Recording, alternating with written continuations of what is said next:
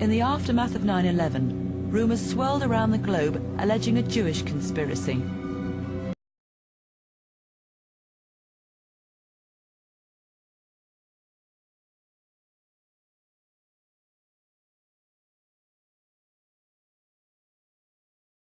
The Israeli secret police were alleged to have tipped off Jewish workers in the Twin Towers. And in London, after 7/7, there were similar allegations of warnings received by Jewish people. 7/7 ripple effect questions whether Israel could have been part of a grand conspiracy.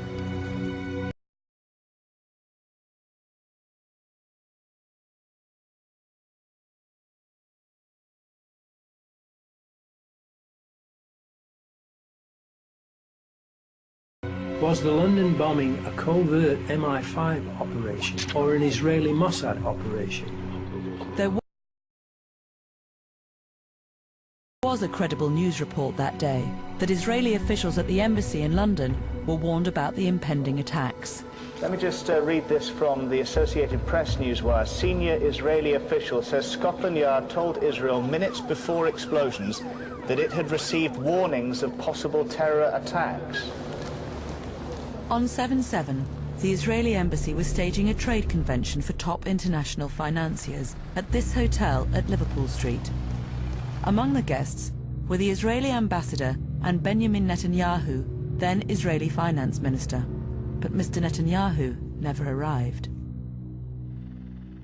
In the confusion after the attacks, Associated Press reported that Scotland Yard had tipped off the Israeli delegation.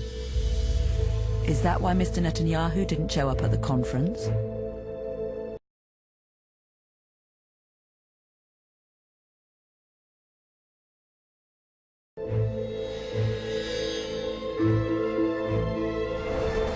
Amir Gilad was Benjamin Netanyahu's media advisor and was at his side during his time in London.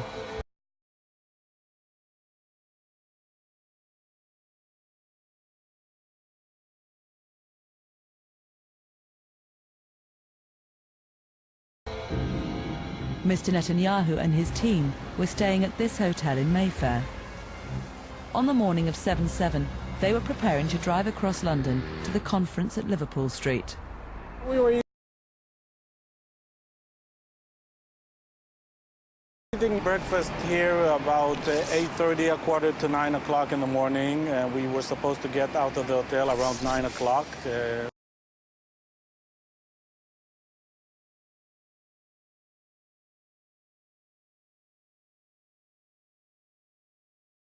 Towards Liverpool Street. Just round the corner from Liverpool Street, the conference was just getting underway. Jerry Lewis is a journalist who was covering the event. There were about 250 people here, leaders of industry from Israel, leaders of industry from Britain. Breaking news, reports are just coming in of an explosion. At 8:50, a bomb ripped through a tube train just after leaving Liverpool Street Station. In Mayfair, Mr. Netanyahu was about to leave for the conference. On the way out of the dining hall, I bumped into a British policeman who said, wait, don't go out because something happened in the Liverpool Street area.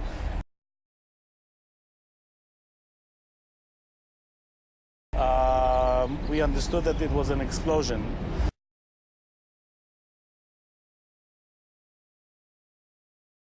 So we stayed in the hotel. So there was a warning, but only after the attack. This photograph shows Jerry Lewis with the Israeli ambassador 2 minutes after that bomb went off. None of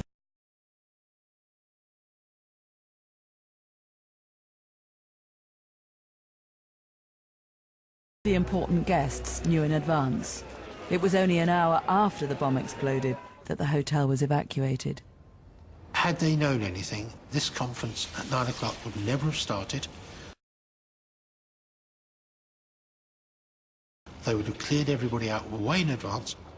They would not have allowed the people of the caliber that were here to have remained here.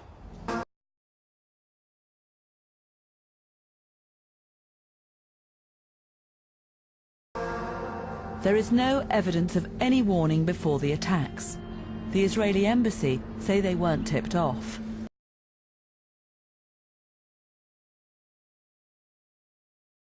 Associated Press told us their report was based on incorrect information from a senior Israeli source. And Scotland Yard say they didn't have any advance knowledge and gave no warning.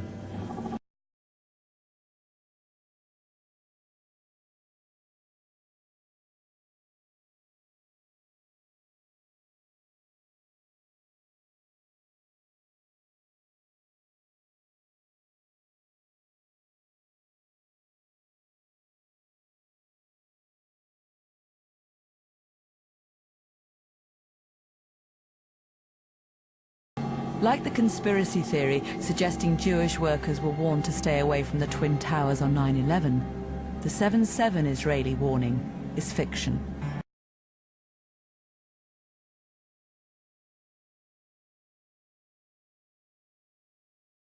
I think it's a fairy tale, like other fairy tales that we are used to be involved in during history as Israelis, as Jews. I think it's outrageous even to think that the Israeli security services are involved in this.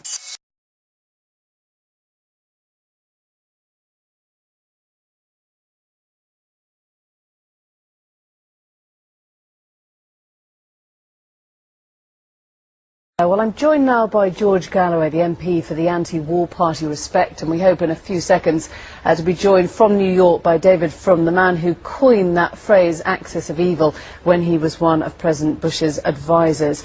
George Galloway, to you then, first of all, of course, you heard President Bush say that you must understand with clarity the threat Iran provides to world peace. It's a pretty big statement, and he's pretty clear on that one. Well, of course, Bush and Mr. Frum, when he arrives, and the other crazed neocons are the people who told us exactly the same thing about Iraq. And that turned out to be a pack of lies, which has landed us in the mother of all difficulties. And they want to repeat the story now about Iran. The best evidence that can be prayed in aid is the United States' own intelligence agencies, who have said that Iran is not developing a nuclear program. Israel doesn't like that, Mr. Frum doesn't like that, the neocons don't like it, but these are the facts as adduced by America's own intelligence agencies. And when I see George Bush standing next to a Prime Minister, Mr. Olmert, who has hundreds of nuclear weapons, illegally held, undeclared, not subject to any treaty obligations, thundering on about a country which his own intelligence service says it doesn't have any nuclear weapons and isn't trying to get any, it becomes surreal. Okay, let's turn to David Frum. I hope we've given you a chance to get your mic on there, David Frum, to hear some of that. Yes, we had a little transatlantic cable trouble. Mr. Galloway speaking with his customary good manners and unsullied integrity. I know he has many, many We could always talk about your integrity. You've killed 1 million people in Iraq, so we could always talk about your integrity. Just let's listen to David Frum's answer to your Mr. Galloway, it's always the manners and the integrity that you're not sure of, and tonight we see the problem is going to be with the manners. What is going on the President's trip is that he has to face this tremendous danger from Iran that is putting at risk the tremendous progress that has been made in Iraq. I mean, Iraq is the key to American thinking in the region, and there's been great progress there. And the President needs to make sure that Iran does not continue to support the violent elements in Iraq, and that the progress made by the surge continues. You heard Mark Regev there saying that the Iranians were clearly behind the army of Hamas and Hezbollah, supporters of the most nihilistic elements in the region. But these are two guerrilla organizations who are armed with Kalashnikovs, so it doesn't take much to arm them. Israel, on the other hand, is armed with 200 nuclear weapons, and the United States is physically occupying Iraq and sailing its warships off the coast of Iran. So just to clarify, you're not disagreeing with that statement. You think Iran probably is behind the army of these organizations? Well, these Iraq, people have 40-year-old Kalashnikovs. I know that because I've seen them. I've stood beside them. And your reporters have too. This is a canard.